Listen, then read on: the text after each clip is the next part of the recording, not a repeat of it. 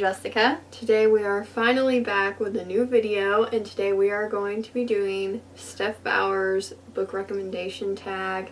This is 20 questions, so we're going to try to keep it fast. It's technically 40 because there's two of us. So we'll just jump right in. The first prompt is a book you tell people is your favorite. Mine is, of course, if you know me at all, none other than Dance of Thieves by Mary E. Pearson. Mine is Vow of Thieves, which is the second book in the duology. I like that one better. She likes the first one better. But we're just here for the tension. The Cassie Jace fandom. Yes. I don't know. But I'm here for it. Yes. That's all we'll say about that. 10 out of 10.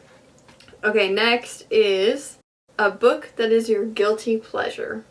Mine for this, okay, I have two, okay, and that is 1, Book Lovers by Emily Henry, and 2, Better Than the Movies by Lynn Painter. Both are extremely popular romance novels.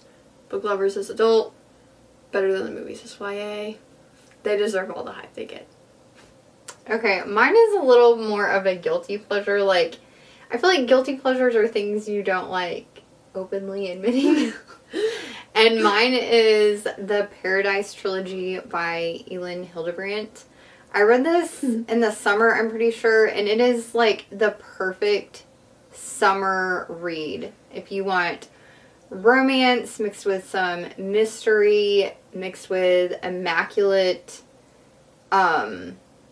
summer settings, give it a try. Have a book everyone loved but you didn't. Mine is Midnight Library by, I think it's Matt Haig. Oh yeah. This book was so boring to me, and I read it in the summer, like on the lake, and it was just not giving. It was just too slow for where I was at in my mood reader mind. It's a wild place. Mine was easily Mexican Gothic. I even read this during the fall, hoping it would be like the perfect Gothic thriller, and I just did not like it at all. It was a huge letdown for me. Okay, number 4, we have a book you read the fastest. This could go under guilty pleasure, but I'm trying to not repeat too much. That is the Selection series. I think that should have been your guilty pleasure, yes, for sure. But romance as a genre is my guilty pleasure because I just read so much fantasy. So, you know. But it's not good as in like, oh, this is such a complex world. Her Name is America, and it takes place in dystopian America. Like, that's not smart at all, okay? But extremely entertaining. That's why I read it the fastest. Mine is kind of a book series that got me into reading thriller mystery books, and that is the Maeve Kerrigan series by Jane Casey. I'm reading an arc of her 10th book in the series right now that comes out in July, and it is just so fast-paced that I can just fly right through it. But it's like one of those books you don't have to get lost in the nitty-gritty details because everything is just like happening in real time, so it just unfolds really quickly and you can fly right through it. Okay, the 5th prompt is a book you think deserves more hype. And for this, I'm putting the Prison Healer trilogy. This might be like controversial because it is kind of hyped, but I feel like it gets discounted a lot because it is YA, and a lot of people shy away from YA. But just because something is YA doesn't mean it's bad, okay? And YA fantasy is like a very polarizing category because you do have some YA fantasy that's like terrible and the dialogue is terrible, and then you have some that's like so well developed and the world building is so high fantasy it could almost be adult. Yeah, I love that series. I will hear nothing bad about it. Okay. Okay, mine was Sky in the Deep by Adrienne Young, which was her first book she's ever written, right? Mm-hmm. And that's actually the only Adrienne Young book I've ever read. But I loved it so much, and I don't feel like it gets the hype that it deserves because of her newer books, and they kind of overshadow. But this is like the perfect book if you love anything Viking vibes, and I do. So I love this I've book. also read it, and it might be one of my favorites of Yeah, hers. it's so good. And it's only a standalone, and I feel like there's so much more that's We're left. hoping she comes back to it, like just circle back, Yeah. circle back. Yeah. Okay. Number 6 is a book that is becoming a movie or TV show. Mine is again the selection, and if anyone but Sadie Sink is cast as America, I will riot. in the streets. I will. All of Book Talk will. Like, it's just, she's so moody and temperamental, it's perfect.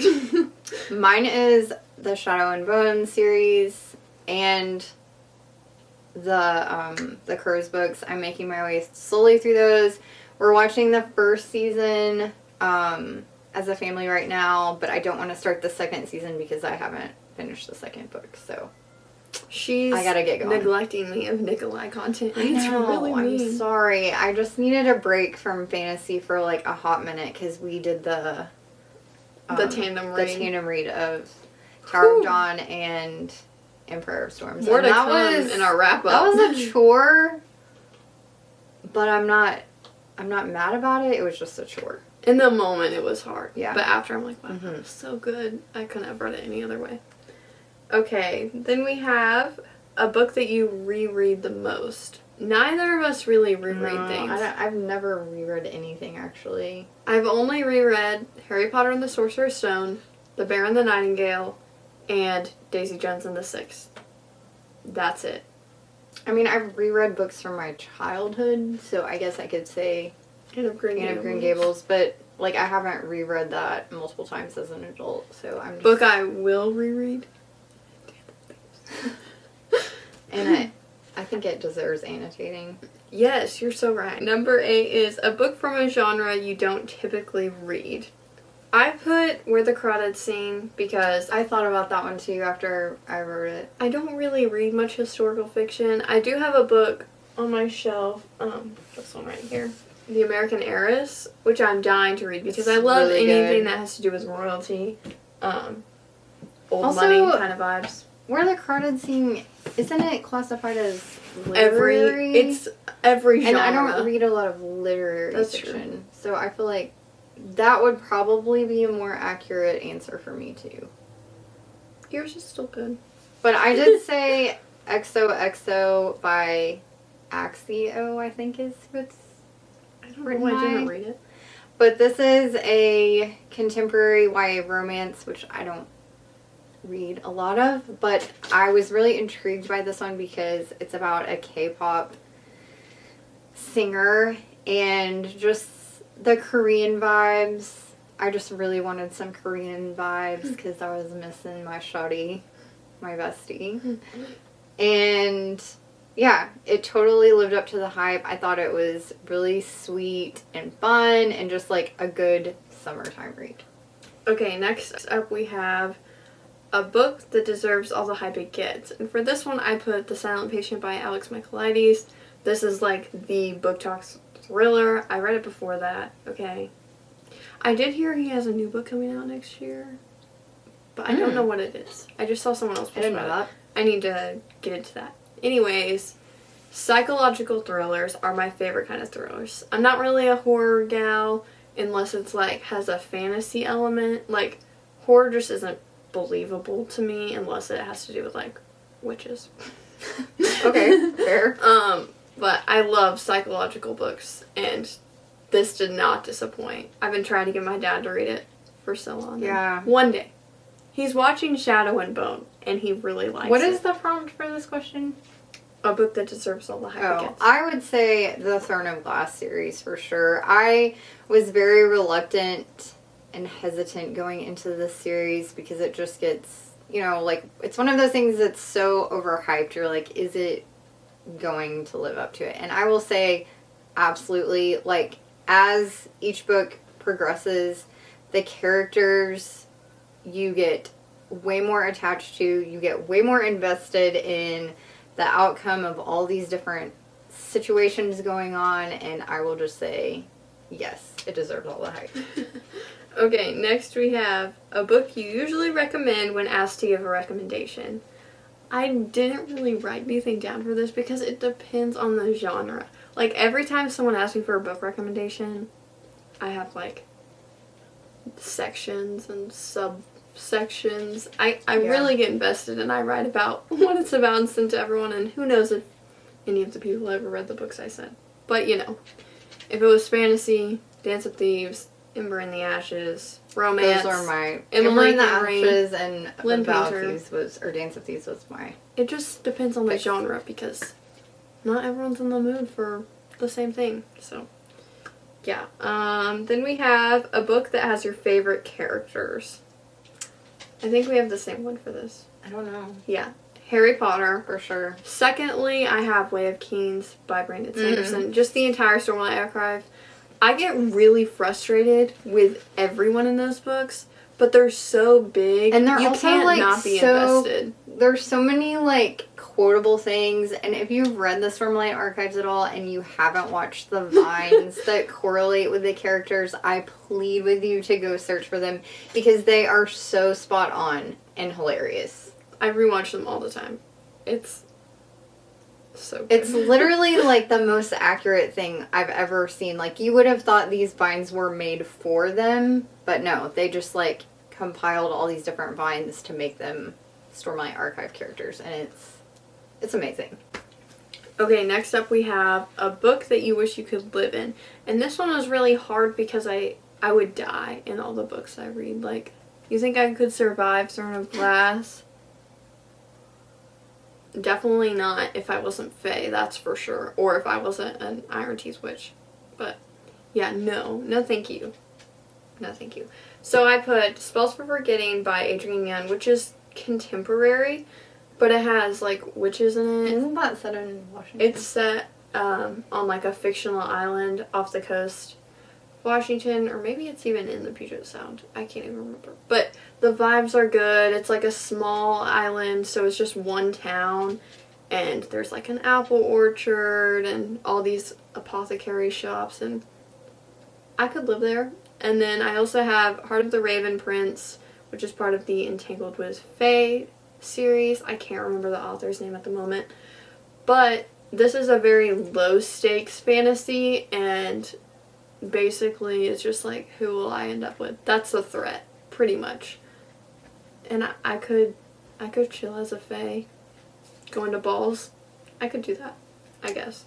Mine, without question, would be I would live on Green Gables. I would live on that house. I would live, in that house on Green Gables with Marilla and Matthew until my dying day and be perfectly happy. I'd have a Diana as my BFF, a little Gilbert Blythe situation. What more do you need? Honestly. I agree, but I haven't read that yet, so I can't fully say that. Next we have a book you thought you would hate but ended up loving.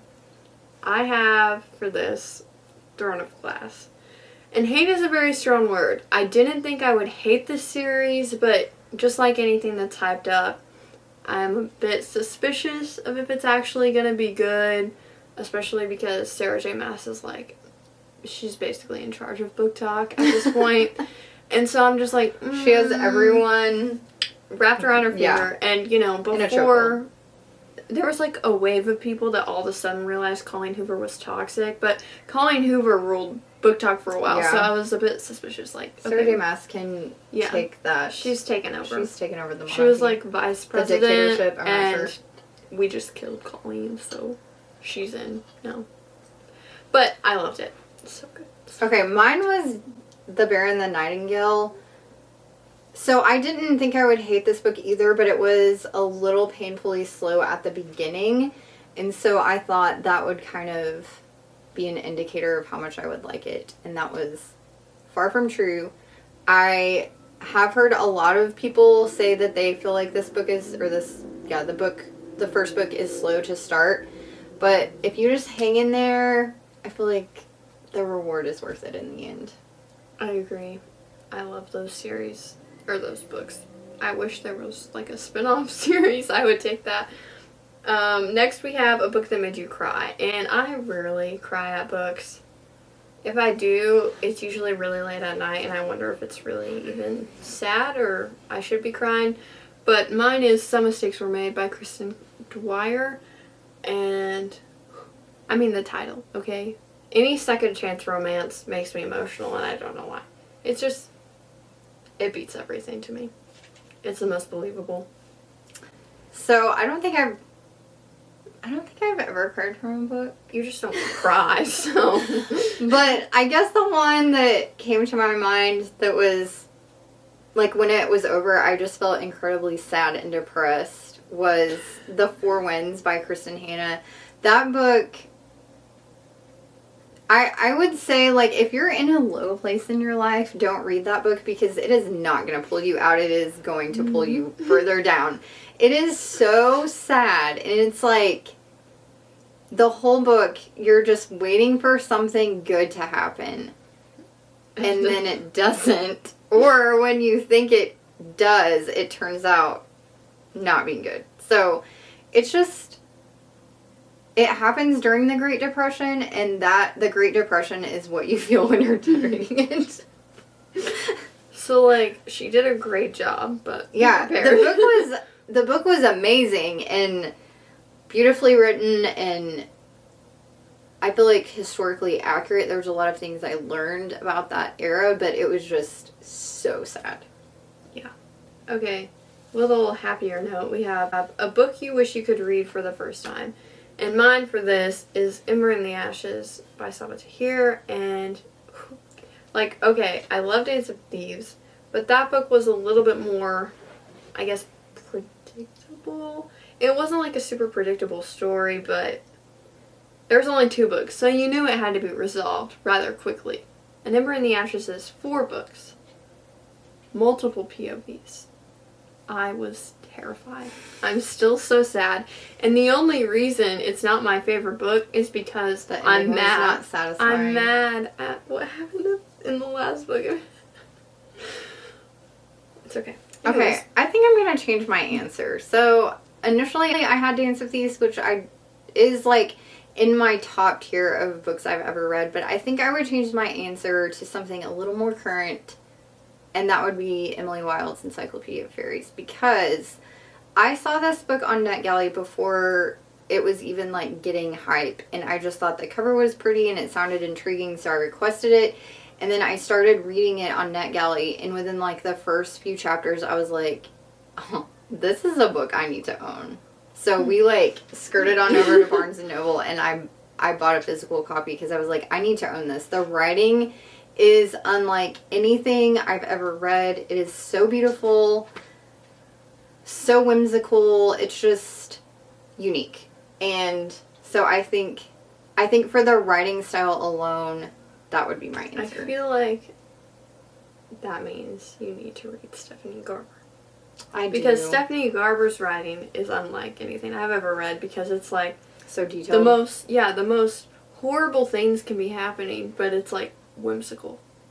And just, you're like, oh, this is so pretty, but someone's dying. Like, I don't know if that should be concerning, but her writing is just, it's not like anything else I've ever read. Okay, then we have a book that could cure a reading slump. For this I put Hunger Games, because these are the books that got me into reading. I read when I was like in elementary school. Middle school I stopped. Then my 8th grade, second semester, January of 2020, my English teacher, my English teacher was like, okay, everyone has to get a book from the library. Like, you have to be reading something if you're in this class. And so I was like, well, I don't know what's good, but I'd seen the Hunger Games movies. So I got that, and I read them all in a week. And here I am, 3 years later. A changed person. And I'm just convinced that, like, those characters are so good, but it's so easy to understand. Oh, I just love it. I could talk about it forever. For this one, I put A Good Girl's Guide to Murder, because I felt like I read that book so quickly, and I just feel like it could appeal to a variety of people, girls, boys, young adults, because to me, it reads like a true crime podcast. Mm-hmm. And so that made it super intriguing to me. So I would say. And she still hasn't finished them. I know. I actually almost bought the second one yesterday at Target. You almost because it was $8. I was like, that's a deal, but I didn't. I have so many books I need to read. I can't justify buying it right now. I put myself on a book ban, remember? Yeah, I don't care. The library has them. They do. You're right. Anyways, moving on. Anyways, okay. A book you think everyone needs to read. Mine is Assassin's Apprentice by Robin Hobb. And this book, it's intimidating, okay? I understand. It's big. But it's a classic at this point. And it's just the characters, the found family, the magic system. It's so good. And it, like, the first few chapters, you, like, see our main character growing up, so that gets you invested. It's not like you just jump into the world. Yeah. Kind of prepares you a little bit. And all her other books kind of spin off this series, so. I need to finish that series. Yes. I have read the first one, and it is very good. For mine, I put Harry Potter, because I just feel like if you are a Harry Potter stan and you haven't read the books,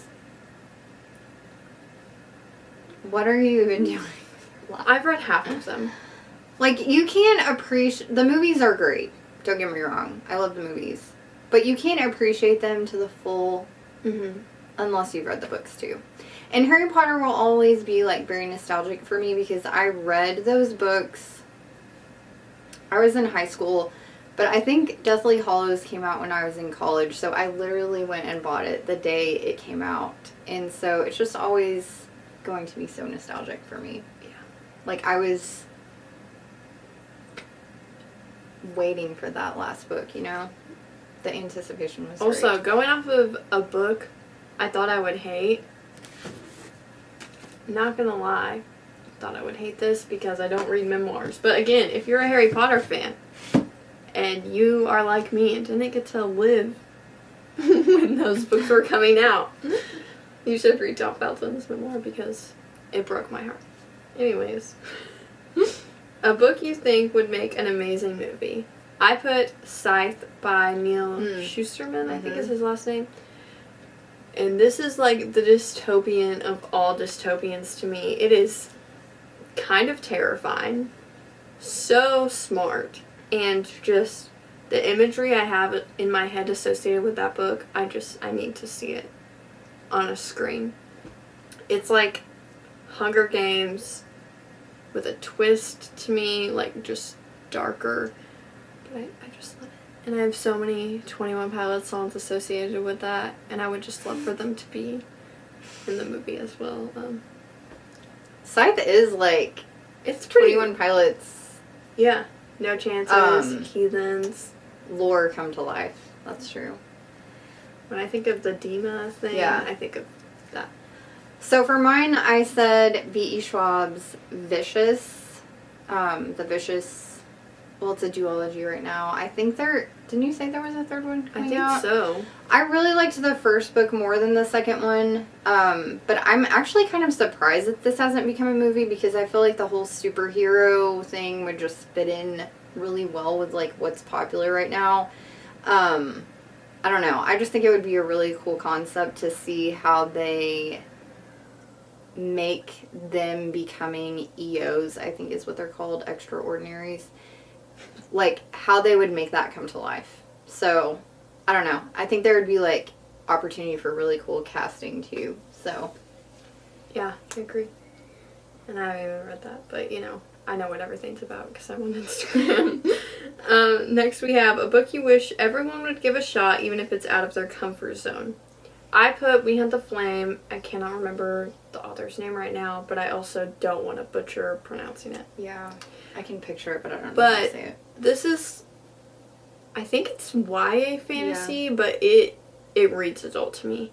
If you like The Bear and the Nightingale, you should read this. Also, if you like An Ember in the Ashes, it's like the two came together. There's lore, but it's more like Middle Eastern, not Russian folklore. And it was just so good. It's only a duology, and it took me a while to read these books, but you can't rush through them. Like, there's a lot to process, and they're just so good. And I easily forget about these books because there is only two and I don't own them, but I would reread them because I don't remember what happened really. But so good. The writing, amazing. So mine is The Stormlight Archives by Brando Sando. And the reason I think this would appeal to a lot of people is there's world building, there's like a lot of characters, but it focuses mainly on like 4, so you can become attached to them really easily.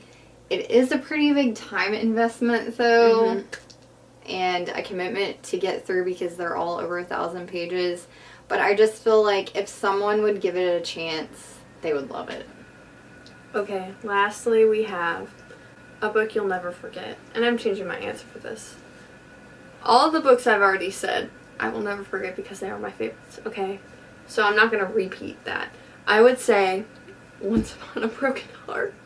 Specifically The Ballad of Never After, because I remember I was in study hall when I read it and the bell rang and I had like 5 pages left and I was like, oh no, I can't finish it right now. I had to wait like an hour and a half. And it was so good, and I'm still so scared because she's not even giving out arcs for the 3rd book. I'll never forget what she did to me and what she's going to do to me. So weird. Also, different genre, Daisy Jones and the Six. It is just like a part of so many different things now. TV, music, book. Perfection in my eyes.